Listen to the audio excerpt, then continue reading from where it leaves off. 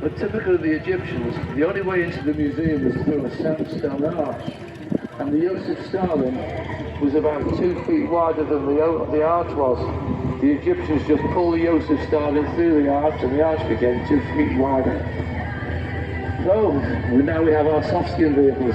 First vehicle going past now, right in front of us, is a Canadian military pattern number 13 cab, and that's a gun tractor. That gun tractor tows a limber, a 25-pounder, in a moment's time. The gun limber will actually drive past the site of the two 25-pounders and their limbers, which are over there on the left-hand side. And following that, there is a Jeep which is towing an American 37mm M1 anti-tank gun. This was the American anti-tank gun at the start of the war.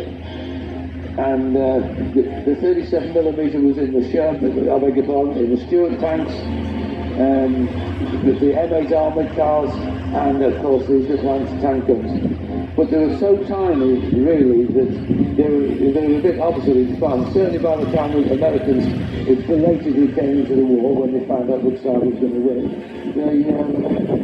they decided that, oh, this gun's too small, we've got to have a bigger gun.